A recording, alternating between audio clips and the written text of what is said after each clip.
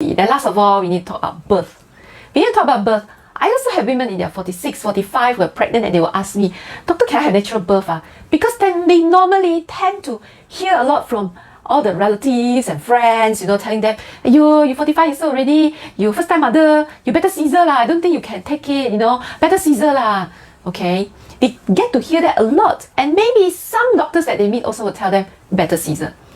So if you ask me, there are reasons why doctors say better Caesar, there are reasons for it. Because generally, not 100%, generally, we tend to see women, if it's first time mother, trying to give birth in their 40s, tend to have more difficult labors and difficult birth. And their energy level is not so strong like those people in their 20s. So sometimes birth can be very difficult. And maybe they will end up with Caesar anyway, even if they try. But not always. I have so many pregnant women in their 40s who have nice, simple, easy, smooth, natural birth. So I don't judge people based on their age. When they come to me, I will always assess their body, their physics, and everything else. And if I think that this is going to be easy labor, I always encourage them to go and do so. By all means, go ahead. Just I told you just now the two cases of ladies in their 45, 46 when they got pregnant and gave birth. One of them, I look at her, the one with multiple ectopics and multiple failed IVF when she got pregnant. The first time she ended up with miscarriage. The second time was good. So when I assess her, it looks like she's going to be a very simple birth.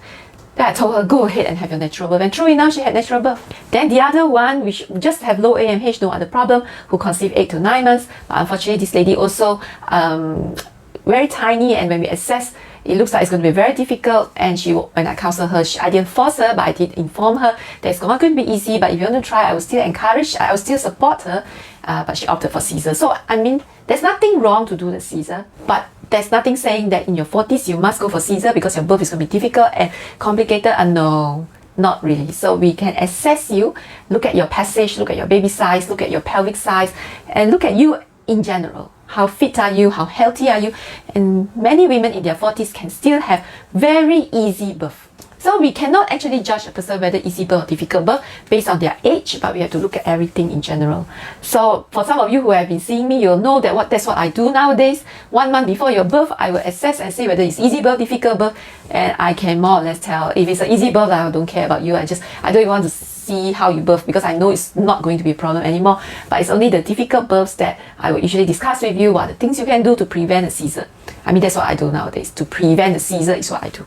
Confinement, any difference between whether you are young or old? No difference. Okay, so that's all you need to think about. Okay, for those of you who have missed my previous video about women's health in their 40s, who have missed my previous video on how to prevent hypertension and preeclampsia in pregnancy, please go to my YouTube channel. My YouTube channel is Dr. Tan City Clinic. Dr. Tan City Clinic, go to my YouTube channel. Please subscribe, please like my video, and please turn on the notification button. Okay, go there, there's so many videos there. You just go and browse through everything and see what that's relevant to you. Just go through the videos,